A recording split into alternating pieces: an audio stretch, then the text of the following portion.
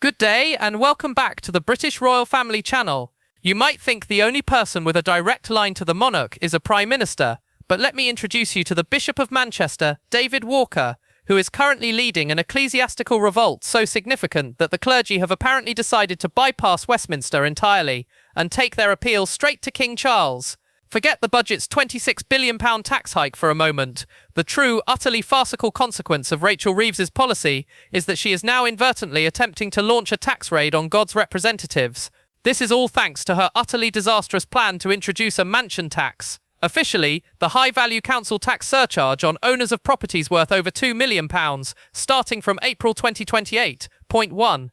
And here is where the absurdity begins. A bishop, one of the Lord Spirituals in the House of Lords, has publicly warned that this policy could actually force English vicars out of their homes. 2. We are talking about venerable vicarages across the country that, due to their sheer age, size, and particularly their location in the property-mad southeast, will almost certainly exceed the £2 million threshold on paper, making the Church of England, the owner, liable to an annual surcharge of at least £2,500.3. Some unlucky souls in areas where the housing market has completely lost its mind could even face bills of up to £7,500 a year if their properties hit the £5 million mark, prompting Bishop Walker to caution that these large vicarages can be found even in areas with quite high deprivation. 4. This isn't about luxury, it's about the geographical chaos of the property market. Imagine the scene. A humble vicar serving a low-income parish in East London, where the vicarage is the only place for meetings to take place, the only community anchor, and yet the church is now facing a tax bill worthy of a Mayfair hedge fund manager, a cost there is simply no way the struggling parishioners can pay.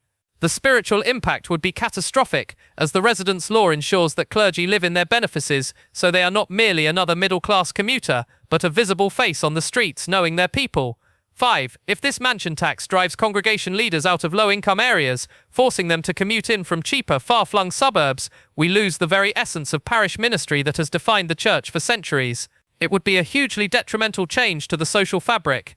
Bishop Walker's response, therefore, is a direct, urgent call on the government to carve out a new law, a specific exemption for vicars, to ensure that parishes don't lose their shepherds because of a badly thought-out tax policy.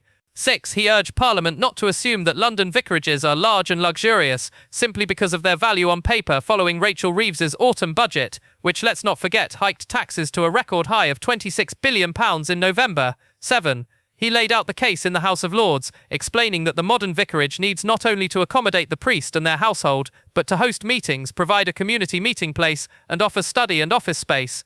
A principle is clear: clergy must live where they serve, and since neither the parishioners nor the dioceses can simply absorb these crushing punitive costs, the government must act. This is a tax that was meant to punish the extremely rich, but is instead hitting the most critical anchor institutions in the poorest parts of the country, proving that Rachel Reeves's disastrous policy terms have failed not just the economy, but the very soul of the British community. Now, the government has been contacted for comment, but the vicars have already taken their case to the highest court in the land, hoping that King Charles, the Supreme Governor of the Church of England, will take note of his clergy being threatened with eviction by his own Chancellor's clumsy tax grab. The political fallout is not just about money, it's about the disintegration of community life, and for that, the Chancellor has a lot to answer for. Thank you so much for watching.